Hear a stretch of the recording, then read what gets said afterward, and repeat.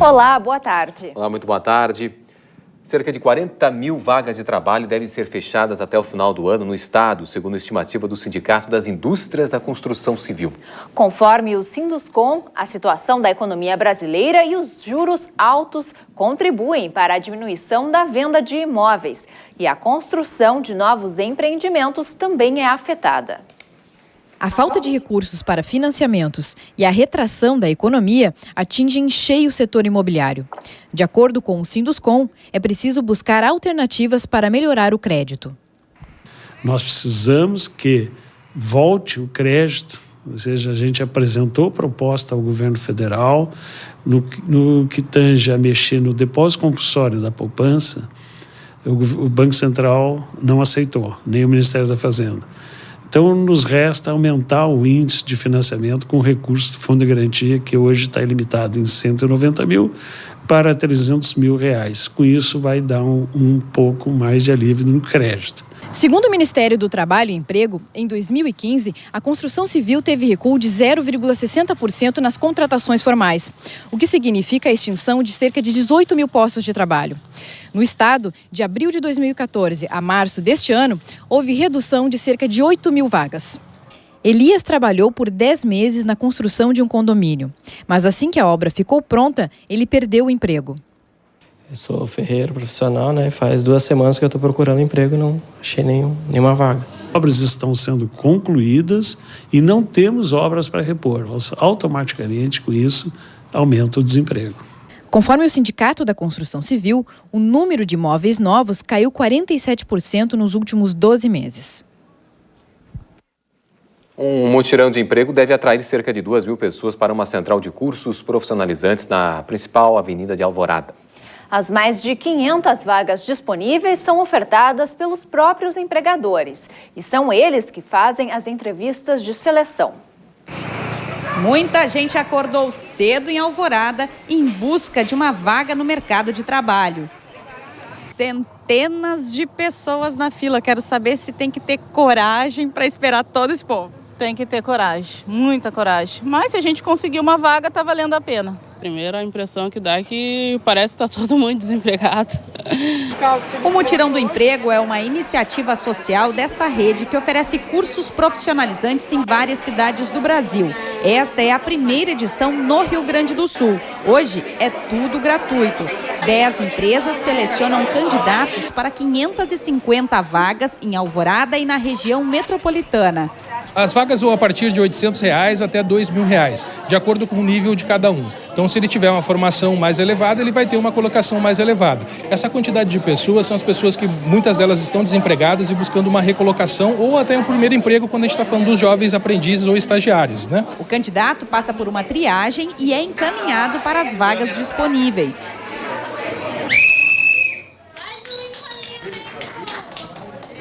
Acompanhado da mãe na entrevista com o representante da empresa, Roger segue o processo para garantir o primeiro emprego. Agora eu tenho que esperar ele entrar em contato comigo, ver se vai ter a vaga. E daí, se ele tiver a vaga, eu estou contratado. Daí tem que fazer a experiência lá para ser contratado mesmo. E aí sim, carteira assinada e primeiro emprego de jovem aprendiz. Carteira assinada e primeiro emprego mesmo. Já tem um plano assim para esse início de carreira? Já. Eu quero juntar bastante dinheiro para fazer a faculdade de pedagogia. A seleção acontece na Avenida Presidente Getúlio Vargas, número 2880, em Alvorada, até às 5 da tarde. Interessados devem apresentar identidade, carteira de trabalho e currículo. Bom, em épocas de desaquecimento da economia, um dos primeiros assuntos que vem à tona é o desemprego. A gente viu matéria aí sobre qualificação. Bom, na indústria, o emprego caiu 0,6% em março. Segundo o IBGE, o trimestre acumula baixa de 4,6%.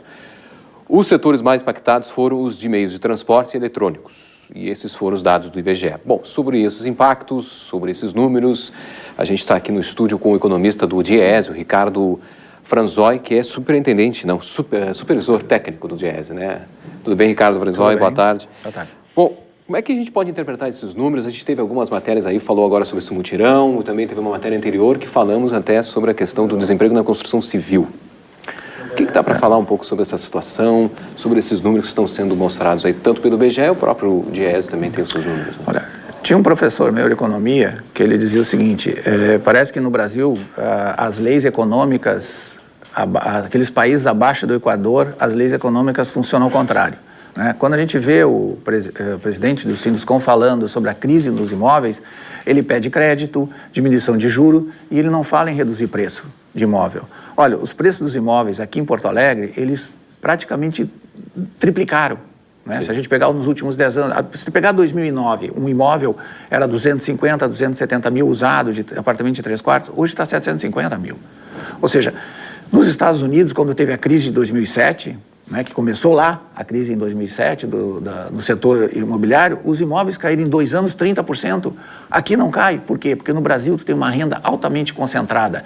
E o principal detentor desses imóveis são os chamados investidores, que eles não estão nem aí. Se eles não venderem o imóvel, eles estão garantidos, eles jogam para o aluguel. Então, nós temos uma dificuldade complicada aqui, que não cai os preços, apesar de que nós estamos vivendo num período aí de desaquecimento. Nós estávamos, no ano passado, nós tivemos uma crise política que virou crise econômica. Até 2014 nós não tínhamos crise econômica. Bom, as medidas que estão dominando estão levando o país a uma recessão, não é? Sim.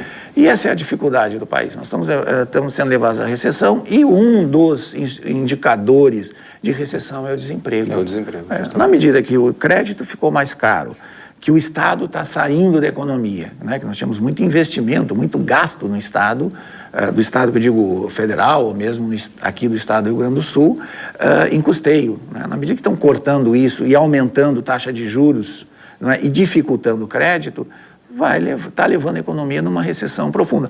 E ao contrário dos países que ficaram 4 anos em recessão, e a gente olhar Estados Unidos, Europa e Japão está há 20 anos em recessão, qual é a política econômica que eles estão adotando? Crescer via gasto do Estado e baratear a taxa de juros. Nós estamos tomando medidas ao contrário. Ou seja, nós estamos caminhando para uma profunda recessão que vai levar a cada mês nós virmos aqui e conversarmos do aumento da taxa de desemprego.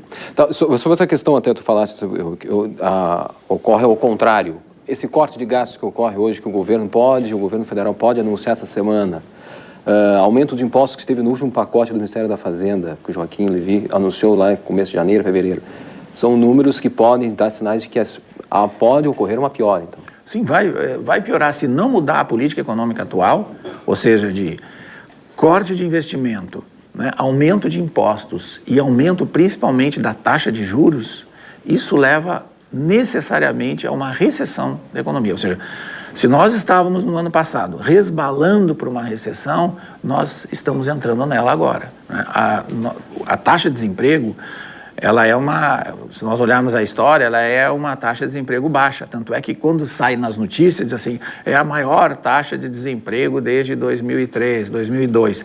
Quem é que estava antes de 2002 e 2003 no governo do Brasil? Lá a taxa de desemprego era 20%.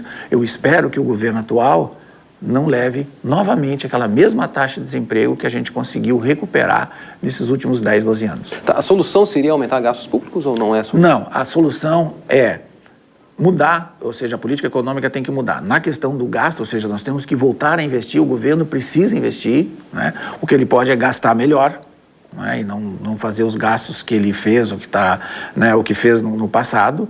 Segundo, tem que mudar essa taxa de juros, não pode continuar crescendo a taxa de juros, e buscar fazer algum acordo com o setor empresarial para que nós voltamos ao investimento. Mas tem que sinalizar, porque senão ninguém investe se não acha que não vai conseguir vender. Ou seja, tu não vai fazer um investimento de produzir uma cadeira sabendo que tu não vai comprar essa cadeira. Então, eu acho que é a grande dificuldade. Eu acho que o grande problema hoje, que esse problema político, esse problema político é um problema econômico. A questão hoje é como é que a gente muda isso. Muda isso. Fazer com que voltamos a crescer novamente. Ou seja, com esse tipo de política econômica, nós não vamos ter saída, nós vamos cada vez mais aprofundar esse período de queda no crescimento. Tá certo. Conversamos com o supervisor técnico do DIEESE, economista Ricardo Franzói. Obrigado pela gentileza. Obrigado, boa tarde. Obrigado, boa tarde. Tchau. Obrigado. Os veículos novos da Transurb voltaram a circular no final desta manhã, depois da solução de problemas técnicos que deixaram por 1 mês e meio os trens fora de atividade. E quem precisa usar a Estação Mercado no centro de Porto Alegre agora tem acesso à internet. Para utilizar o serviço de internet gratuita, o passageiro precisa seguir 3 passos: acessar a rede, selecionar Estação Mercado e conectar-se. O estudante Gustavo não sabia que o serviço estava disponível, mas assim que teve a informação, já começou a utilizar o Wi-Fi. Agora vai ser bem melhor, com certeza. Faz uma economia já? Faz uma boa economia. Como Gustavo, outros passageiros também aprovaram o serviço. É bom, né? Porque às vezes a gente tá usando aqui, tá parado aqui sem fazer nada, daí às vezes não tem crédito, aí se tem o Wi-Fi liberado é melhor. O serviço de internet gratuita vai funcionar como projeto piloto por um período de 90 dias apenas na Estação Mercado do Transurb. Foi uma tendência que a gente identificou no mercado mundial de transportes, que é a monetização da conectividade. Ou seja, a gente se autofinanciar com a venda de publicidade nos dispositivos móveis, já que as pessoas hoje, cada um praticamente tem um dispositivo móvel e utiliza ele durante seu dia, dependendo de espaços que disponibilizam a internet e Wi-Fi grátis. O sinal de Wi-Fi do Transurb está disponível em 3G e 4G. Cada passageiro tem direito a uma sessão de 12 minutos de uso da internet. A rede comporta até 600 conexões simultâneas. Homofobia em ambiente acadêmico. Uma pesquisa aponta que quase 90% dos alunos da Universidade Federal do Rio Grande do Sul possuem algum tipo de preconceito contra homossexuais e outras minorias. Quem estuda na URGS pode até não perceber. No ambiente que eu convivo e com os meus amigos, eu não percebo isso. A gente tá bem acostumado ali no nosso meio, tem gays, tem lésbicas, mas é uma coisa que a gente não, realmente eu nunca presenciei alguma atitude de preconceito, assim. Mas uma pesquisa feita pelo Instituto de Psicologia, com a participação de 30% dos alunos da universidade, revela que o preconceito contra homossexuais é alto. 8.184 estudantes responderam a um questionário anônimo sobre o tema e 87% mostraram algum nível de preconceito. O resultado surpreendeu muita gente. Eu achei um número bem alto, porque pelas pessoas que eu conheço, eu esperaria que isso fosse bem baixo, até por estar na faculdade, tu espera uma mentalidade mais evoluída das pessoas. Eu te perguntava coisas do tipo assim, eu não confio em mulheres lésbicas, eu acho que casamento entre pessoas do mesmo sexo deve ser proibido, travestis me dão nojo, eu acho que as cirurgias de mudança de sexo devem ser proibidas. São frases bem complicadas, a gente pensa que muitas pessoas que vão se formar aqui vão trabalhar, por exemplo, com casos de adoção, com casos de cirurgia de mudança de sexo, com casos, enfim, que envolvem a população LGBT, né, em menor ou maior grau. Já teve episódio na ESEF já de homossexualidade, até porque lá tem curso de dança. Então já teve um caso que um guri sofreu preconceito lá dentro da ESEF mesmo. Eu acredito que exista, sim, a parte de algumas pessoas, né? Quanto homossexual, sem dúvida já tive experiências de me sentir mal lá dentro com piadas. A pesquisa também revelou que os mais preconceituosos são homens, heterossexuais, pessoas que declaram ter religião, alunos de ciências exatas e aqueles que vêm de cidades com menos de 100 mil habitantes. Para combater a homofobia, a URGS tem pelo menos 4 grupos que promovem debates sobre questões de gênero e diversidade sexual. Um deles é o grupo G8 Generalizando, que também oferece acolhimento para vítimas de preconceito, além de assistência jurídica e para mediação de conflitos. A gente tenta, quando possível, entrar com uma demanda judicial. Às vezes, não sendo possível, a gente tenta o auxílio do grupo de moderação que tem no SAJU, né, que dá para tentar resolver de alguma maneira extrajurídica, ver se pelo diálogo, para ver se as partes chegam em algum acordo. Bom, e dados do Índice de Vulnerabilidade Juvenil à Violência e Desigualdade Social 2014, divulgados neste mês pela Secretaria Nacional da Juventude, revelaram um saldo de quase 23 mil jovens brasileiros negros e pardos de 12 a 29 anos mortos. Esse dado ultrapassa o de vítimas registradas na Guerra Civil da Angola entre os anos de 1975 a 2002, com 20.300 óbitos. Nós estamos recebendo Antônio Carlos Cortes, advogado especializado em causas raciais. Boa tarde, tudo bom? Boa tarde, tudo bem. Bom, mas por que tantos jovens negros, então, são mortos, né? O racismo tem relação? É uma das principais causas, a gente pode dizer assim? Sem dúvida. A própria matéria traz em seu bojo uma certa explicação. Quando fala do preconceito. A palavra preconceito está dizendo, é um pré-conceito. Cria um conceito antes de conhecer. Os jovens negros que habitam a periferia das grandes cidades, por motivos óbvios, morando na periferia, eles não têm a iluminação à noite nos bairros. Saem para estudar, ao retornar para casa são vulneráveis. Perante a polícia são os suspeitos, sempre suspeitos. Então, existe uma predileção, porque sabem muitas vezes que atrás daquele jovem negro não tem quem o defenda. Então, existe uma exasperação, uma certa, como eu disse antes, uma predileção para atingir o jovem negro. Já existe, até na forma de vestir, ele já é visto como um suspeito.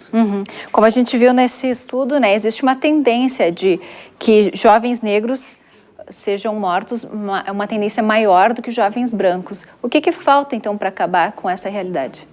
Eu penso que eu fui professor na Academia de Polícia do Estado e eu sempre dizia aos alunos, né, dentro de uma hierarquia militar, por exemplo, né, o coronel, o oficial, o sargento, o soldado, aí perguntava para o soldado, e depois do soldado, o que vem?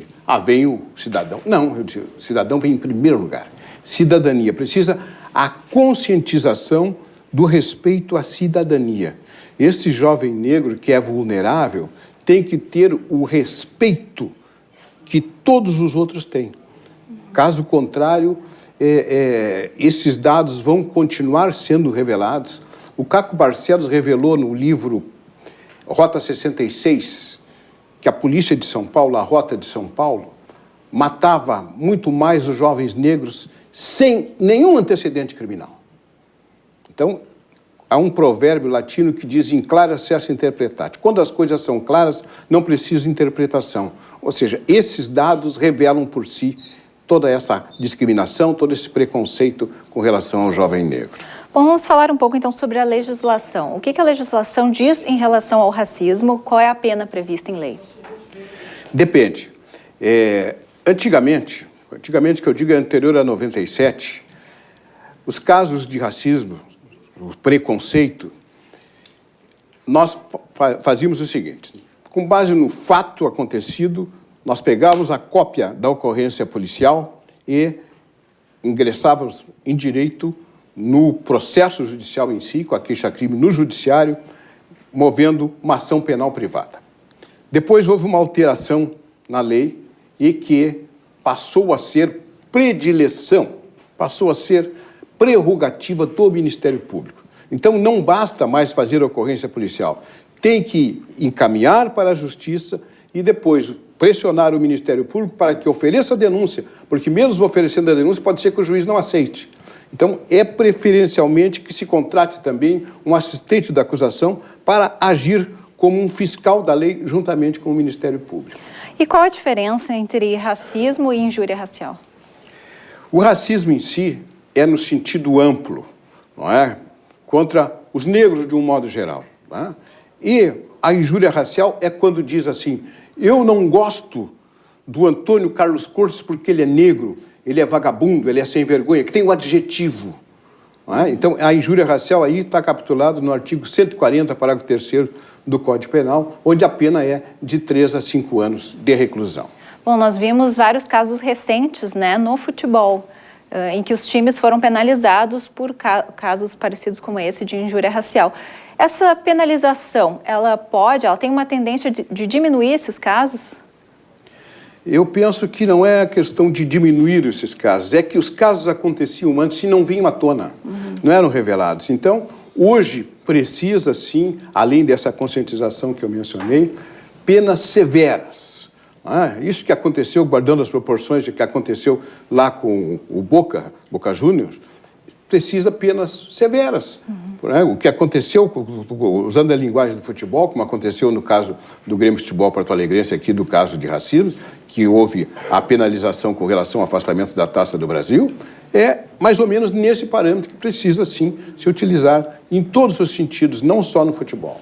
A gente espera que surte algum efeito, né? Bom, nós conversamos com Antônio Carlos Cortes, advogado especializado em causas raciais. Muito obrigada e uma boa tarde. Obrigado a você.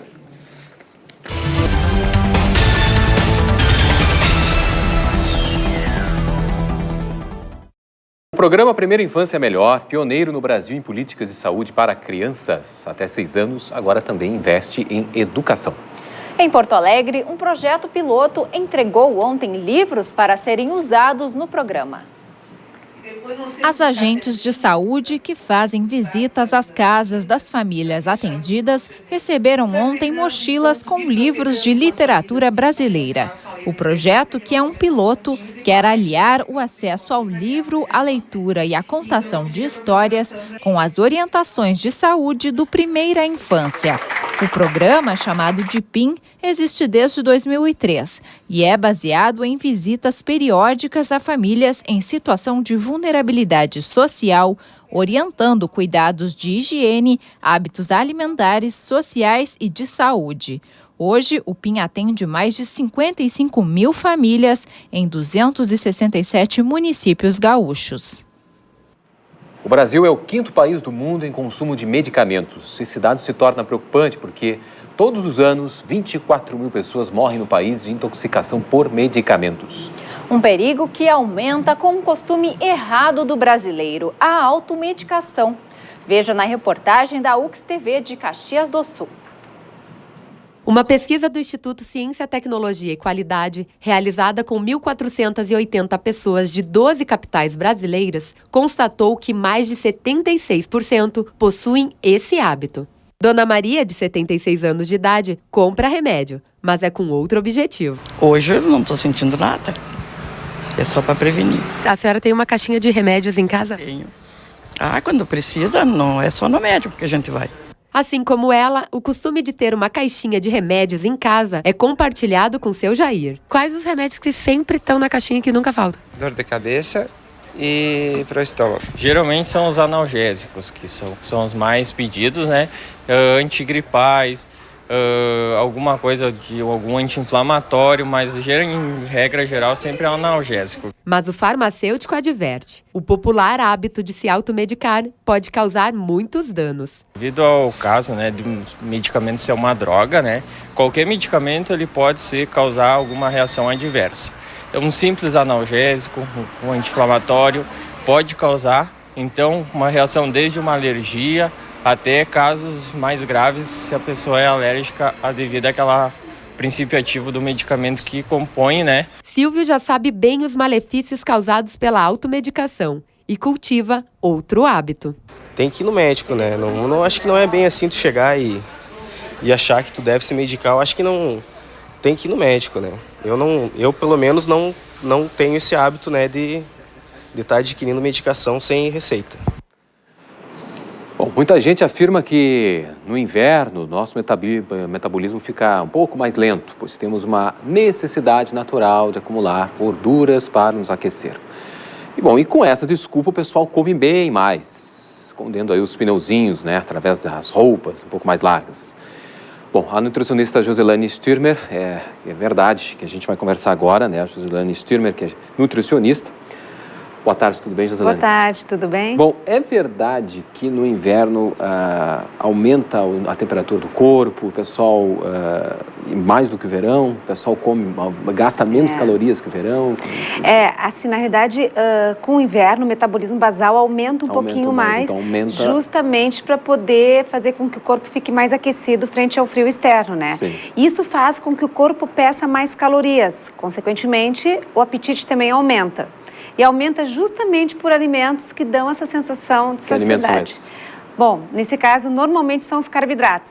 Então, as pessoas acabam abusando um pouco mais de arroz, de massa, de pães, de bebidas quentes, como chocolate, como café, tipo cappuccino, enfim. São alimentos ricos em açúcar e gordura. Açúcar e gordura, que é o que a célula adiposa adora, que é essa junção, né? E isso faz com que realmente o inverno termine deixando mais ou menos em torno de 2 a 3 quilos a média no corpo. E daí, com isso também, como o frio é grande, as pessoas deixam de fazer atividade física. Tem mais isso. Literalmente, o gaúcho aquela preguiça, né? Hiberna, né? E acaba se mexendo mais a partir de agosto. Tá. E como é que a gente pode compensar esses exageros?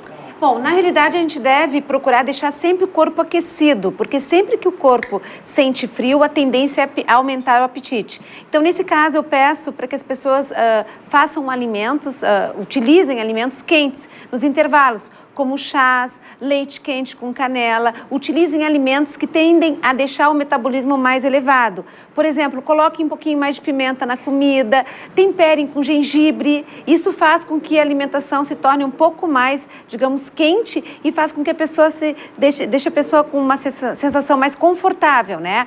A sopa, por exemplo, as verduras quentes, as pessoas têm o hábito de deixar de comer saladas nessa época, porque salada é fria, certo? Sim. Por exemplo, se tu comeres uma salada com grelhado, o próprio grelhado é uma carne fria. Então, nesse caso, eu peço para substituir as saladas frias por legumes quentes, com molho vermelho magro, molho branco magro também, e as carnes grelhadas por carnes cozidas também, mas de preferência que não tenham gorduras, né? Essas dicas valem até para o pessoal também que está fazendo dieta. São evitar os perigos da dieta no inverno. Sim, os perigos. Sim, com certeza. Por exemplo, no caso do café da manhã, em vez de utilizar uma quantidade maior de pão, faça um mingau com leite semidesnatado e uma aveia, que é quente, é gostoso e dá essa sensação de saciedade também. Chocolate quente também. Usar leite desnatado, por exemplo. De preferência, sempre o leite semidesnatado, porque o leite desnatado não contém vitamina D e o semidesnatado contém vitamina D. O chocolate quente, se for utilizado de uma maneira pequena, pode ser utilizado, não tem problema nenhum. Com uma canelinha também para atuar no metabolismo, isso é excelente. Bom, por exemplo, assim, frutas. Nessa época do ano é interessante o pessoal consumir frutas ricas em vitamina C? Sim, até para melhorar a imunidade. Só que a gente deve sempre alertar que as frutas ricas em vitamina C, elas acabam perdendo essa vitamina C no momento que a pessoa aquece a fruta. Então é importante que essa fruta seja utilizada in natura. A vitamina C, por exemplo, agora na época nós temos a bergamota, a laranja, a goiaba, o kiwi. Isso aí realmente ajuda a melhorar a imunidade. E não esquecendo sempre que os probióticos que estão nos iogurtes também atuam na imunidade. Então o interessante é que a gente possa aliar, para evitar gripes e resfriados, sempre a vitamina C nas frutas, nos vegetais verdes, escuros também, e também nos iogurtes. Mas, por exemplo, assim, ó, o pessoal está em dieta, assim, estou de dieta no inverno, para não me alimentar de alimentos gordurosos, vou tomar sopas. Isso. O que é interessante tomar sopas? Ou, na verdade, o perigo é o mesmo? A gente tem que cuidar com os ingredientes que a gente vai colocar na sopa. Se, por exemplo, a gente fizer uma sopa de verduras à base de carnes magras, como, de repente, uma carne vermelha magra ou um frango, ok. Agora, se for utilizar capelete ou outras sopas, o perigo é grande, porque daí a gente tem uma quantidade maior de carboidrato. Então, se a sopa tiver uma quantidade boa de verduras e fibras integrais, por exemplo, a gente puder optar por uma sopa com verduras e quinoa, por exemplo, ou então com um creme de abóbora, um creme de espinafre, até para aquecer o nosso corpo antes de introduzir a salada e a carne, é uma opção excelente para nos dar saciedade e ao mesmo tempo diminuir o consumo de alimentos mais ricos em calorias, né? Por exemplo, se o pessoal exagerar, o exagero no inverno pode acontecer no futuro, além do aumento de peso, por exemplo, mas algum outro problema no futuro a pessoa pode ocorrer, um exagero que ocorrer durante o inverno? Está mais do que provado que no inverno é onde as pessoas têm uma tendência maior a fazer pressão alta, ou seja, morrem por doenças cardiovasculares. Assim, alimentos mais gordurosos. Justamente porque acabam consumindo mais alimentos e mais ricos em sódio também, né? Então a gente tem que cuidar disso. Além do aumento de peso, o aumento da glicemia, que pode vir a desenvolver uma diabetes, o aumento do consumo ricos em sódio, que pode aumentar o risco de doenças cardiovasculares pela hipertensão. hipertensão e, sem dúvida nenhuma, o colesterol e o triglicerídeo. Até porque é uma época que o gaúcho tem o hábito de tomar muito vinho também, né? Tem mais isso, né? A gente tem que ter o cuidado. O vinho é bom, claro que é bom, mas em doses pequenas. Tá certo. Nós conversamos com a nutricionista Joselane Sturmer, que trouxe dicas aí para o pessoal não exagerar tanto no inverno e chegar legal no verão, outono, inverno, aproveitar as estações, né? Com saúde. Com saúde, tá certo. Obrigado, Joselane. Boa tarde. Foi lançado nesta manhã em Porto Alegre o Dia do Desafio 2015. O evento promovido pelo Sesc RS contou com a presença da medalhista olímpica Mauro Imagem.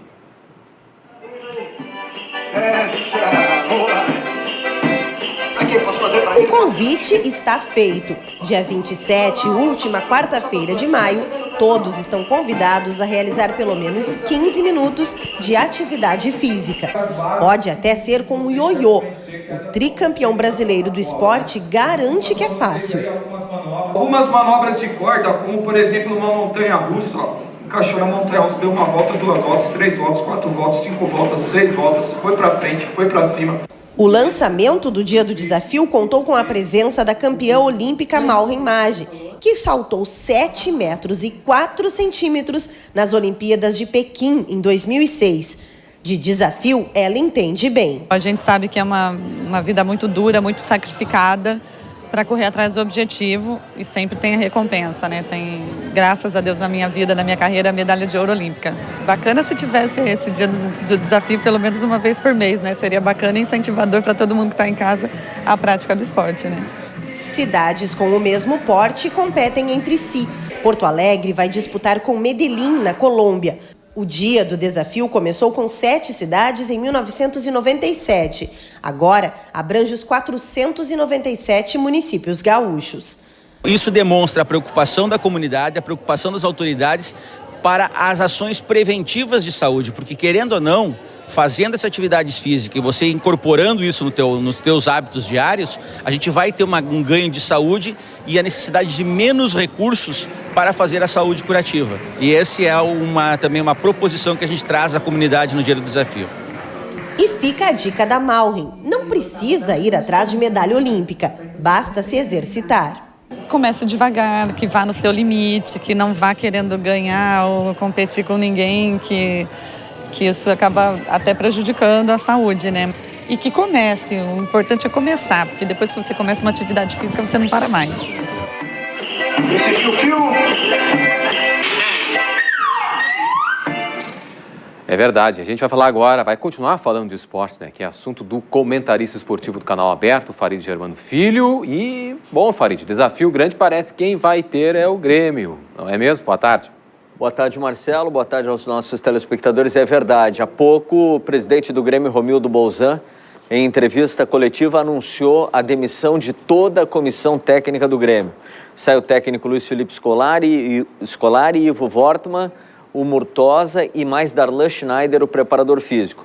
Todos esperavam que Rui Costa, o executivo de futebol, também fosse demitido, mas acabou permanecendo no cargo. O Grêmio agora tem o desafio de encontrar uma nova comissão técnica. E desafio também tem diariamente a Fundação Tênis, que é uma organização não governamental que tem por objetivo desenvolver a prática do tênis para crianças e adolescentes em condições de vulnerabilidade social. A ONG prepara os jovens para o mercado de trabalho por meio de cursos profissionalizantes. E para falar mais sobre a Fundação Tênis, está conosco aqui no estúdio, o professor, coordenador geral, professor Gastão Engler. Professor, boa tarde, prazer em tê-lo aqui. Tudo bom, prazer é nosso. O que podemos falar a respeito da Fundação? Quantos jovens e adolescentes hoje são atendidos pela Fundação Tênis? A Fundação Tênis atende hoje no Brasil mais de mil alunos, né, divididos no estado em São Paulo e Santa Catarina. Então, nós temos hoje 11 núcleos, sendo 5 aqui na cidade de Porto Alegre. Depois nós temos um núcleo em Sapiranga, um em Igrejinha, São Paulo, Santana de Parnaíba e temos mais uma franquia que é na cidade de Santiago, aqui no Rio Grande do Sul. Tem uma parceria Mercosul também com o Uruguai? com essa fundação, a Fundação Tênis, lá com o país vizinho, com os irmãos uruguaios? Isso, nós existe uma instituição que se chama Fundação Tênis, né? E eles seguem o mesmo modelo de gestão e de aulas, né? Metodologia que a gente tem. E eles conduzem, então, um projeto similar, que atende hoje aproximadamente 300 crianças lá também com um viés educacional e de desenvolver através do tênis, então, na verdade, atitudes e posturas que as crianças e adolescentes vão conseguir utilizar em qualquer ambiente em suas vidas. Bom, nós conversávamos, professor, antes de participar, de começar a entrevista, de que o item número 1 para participar da Fundação é estar estudando.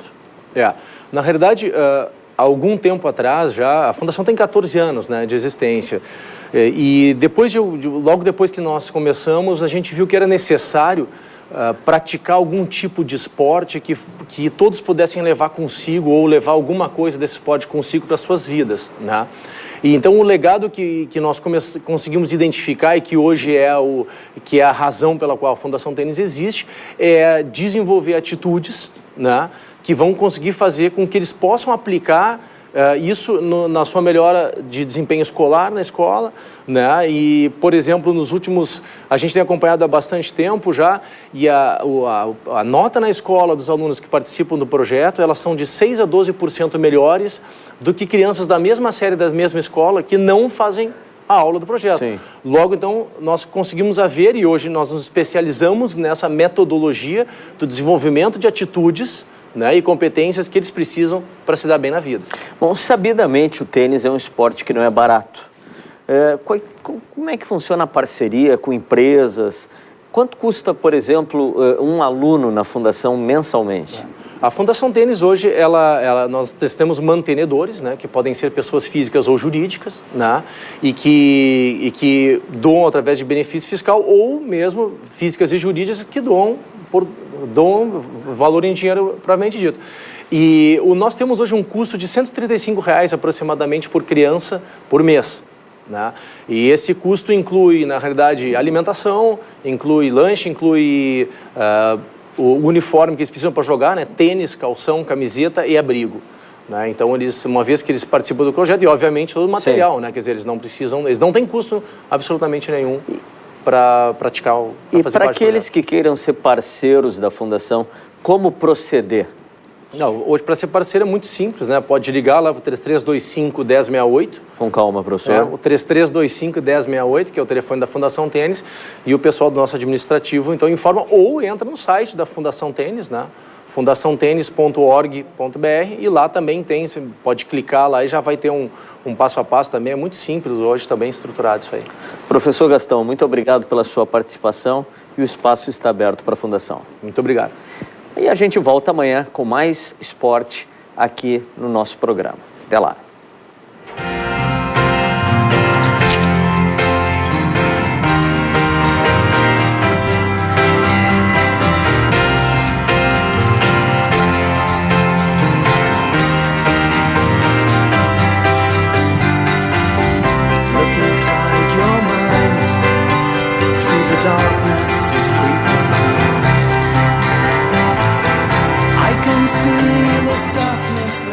A quarta edição do Seminário de Gestão Sustentável de Resíduos Sólidos, que acontece em Porto Alegre, no Teatro do Bourbon Country, tem nesta terça-feira sua última rodada de discussões.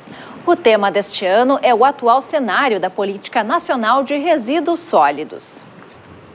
Conforme estudos, cada brasileiro produz em média 380 quilos de lixo por ano. E ainda que a coleta de resíduos atinja 90% da população, o país não chega a 10% do potencial de reciclagem que tem. Com isso, deixa de gerar 8 bilhões de reais anualmente. Outro dado relevante é o de que o aumento da geração de lixo no Brasil é maior do que o crescimento populacional. Nós estamos produzindo com muito mais embalagem do que o necessário, muito mais embalagem do que o necessário. Nós estamos fazendo obras, retirando areia, retirando barro, pedra e caliça que poderiam ser beneficiados e usados na própria obra e não são. Isso vai para um aterro e aí se retira mais terra, areia, do meio ambiente para se colocar na mesma obra. Ou seja, é muito burro isso, né? Isso não só, portanto, compromete o meio ambiente, mas compromete a saúde pública e compromete a nossa economia. E alguém está pagando essa conta. Quem é que está pagando a conta? Somos nós. Todos esses assuntos são destaque do Seminário de Gestão Sustentável de Resíduos Sólidos que acontece na capital. O evento também aponta iniciativas positivas, como a primeira usina termoelétrica de biogás do Rio Grande do Sul, que vai funcionar em junho, no aterro de Minas do Leão, o maior do estado. Agora, no dia 2 de junho, nós vamos fazer a inauguração da primeira central de geração de energia a partir do gás gerado no aterro sanitário. Então, nós vamos, lá no aterro de Minas do Leão, implantar 6 motores para converter todo o gás metano que anteriormente era queimado em um flare, para converter em CO2, que é um gás menos poluente para ser lançado na atmosfera. Então, esse gás nós vamos utilizar para gerar energia. Na maioria das cidades, a coleta e o destino adequado do lixo é de responsabilidade dos gestores municipais. Dividir essa tarefa com a sociedade é hoje o principal desafio. Hoje, de forma muito clara, não é mais responsabilidade do município a coleta e a destinação de resíduos. A maior parte da responsabilidade é de quem gerou. E cabe ao poder público, então, organizar e cobrar isso através de acordos setoriais, através de planos de resíduos e assim por diante. Há 6 anos, em 17 de maio de 2009, falecia o escritor e poeta uruguaio Mário Benedetti. Ele é considerado um dos principais autores do país vizinho, tendo escrito mais de 80 livros de poesia, contos e ensaios.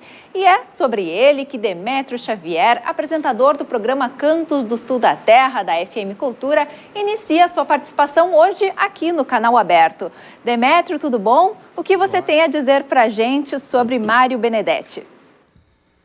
Não te rendas. Por favor, não cedas. Ainda que o frio queime, ainda que o medo morda, ainda que o sol se esconda e se cale o vento, ainda há fogo na tua alma, ainda existe vida nos teus sonhos. Bueno, gente, esse é o Mário Benedetti. Beleza, lirismo, mas na resistência, na força, na luta, sem jamais cair no panfleto. Um poeta reconhecido no mundo inteiro por ser um poeta resistente, sim, mas por ser capaz das maiores belezas, inclusive construindo essa resistência. Talvez a gente pudesse dizer que esse uruguaio lá do Paso de los Toros, aqui pertinho de nós, aqui do sul da terra, seja um poeta de bater de frente. Para dizer isso, ele é um poeta de bater de frente e com isso o Benedetti nos ajuda a dar uma bela dica hoje para todos nós. Na verdade, nesta semana para amanhã, uma dica de cultura, uma dica de espetáculo muito legal. O Arthur de Faria, o inquieto Arthur de Faria e seu conjunto, 20 anos de carreira dessa formação, desses caras todos feras, estão com um espetáculo que se chama Música para Bater de Frente. Eu tenho certeza que o Mário Benedetti estaria na primeira fila. São só canções com grandes parcerias, todas as melodias do Arthur, algumas canções também com letras dele, mas entre os parceiros, só para ter uma ideia, Nelson Coelho de Castro, Daniel Galera, Omar Gianmarco, Acho Stoll, do grupo La Chicana, e algumas coisas de poesia tradicional, ou pelo menos antiga, consagrada, como John Donne, o Fernando Pessoa no heterônimo Álvaro de Campos e o poeta provençal Père Cardenal. Ele não afrouxa, ele colocou música em cima desses caras e esse é o espetáculo do Arthur de Faria e seu conjunto, 20 anos de carreira, e ainda com participações como a Vanessa Longoni, como o Paulo Inchauspe na guitarra. Isso é amanhã, dia 20 de maio, quarta-feira, naquele belo teatro da Santa Casa, na Independência 75. O horário é 21 horas e os ingressos no local são a R$50, com meia entrada a R$25. Música para bater de frente, poesia para bater de frente, mas com beleza, com lirismo. Essa é a nossa dica hoje aqui para todo mundo que está em casa. Ok, muito obrigada então pela dica, Demétrio Xavier. A gente volta a se falar na terça-feira que vem. Uma boa tarde e até lá. Lançado pelo Conselho Nacional de Justiça, o novo sistema para o Cadastro Nacional de Adoção pretende tornar mais rápido o processo. A base de dados atual tem mais de 33 mil pretendentes inscritos e cerca de 6 mil crianças à espera de uma família. O Cadastro Nacional de Adoção é uma ferramenta criada para auxiliar juízes das varas da infância e juventude nos procedimentos de adoção. O processo envolve a habilitação dos pretendentes e a destituição do poder familiar, que significa a perda dos direitos da condição de pai e de mãe. A proposta do novo cadastro é facilitar o cruzamento dos dados. Esse processo de adoção ele vai ter essa tramitação formal da adaptação com a criança, do estágio de convivência, né, até a sentença deferindo a adoção. O cadastro ele nos ajuda justamente a encontrar os pretendentes. O novo cadastro ainda não está funcionando. A Coordenadoria da Infância e Juventude espera a orientação do Conselho Nacional de Justiça. Mas para que o novo sistema seja eficiente, é preciso melhorar a inclusão dos nomes das crianças na lista. Em todo o país, há cerca de 5.600 crianças e adolescentes e 33.500 pretendentes no Cadastro Nacional de Adoção. 91% preferem adotar uma criança branca. Em Porto Alegre, existem 124 abrigos. A Fundação de Proteção Social administra 40 casas, como o Residencial Menino Deus, onde vivem 48 crianças. A partir da Lei 12.010 de 2012, estabeleceu que o tempo máximo deveria ser de 2 anos, com uma revisão a cada 6 meses. Né? Essa revisão ela é feita através de um plano individual de atendimento em que os técnicos do abrigo eles têm que fazer todo um movimento em busca da família. Se não a família ali de origem, mas a família extensa, que são os avós, tios, parentes, né? Em 2014, um levantamento do Ministério Público apontou que 129 crianças e adolescentes que viviam em abrigos em Porto Alegre não apareciam no Cadastro Nacional de Adoção. 6 meses depois, em uma nova pesquisa, 40 permaneciam fora do cadastro.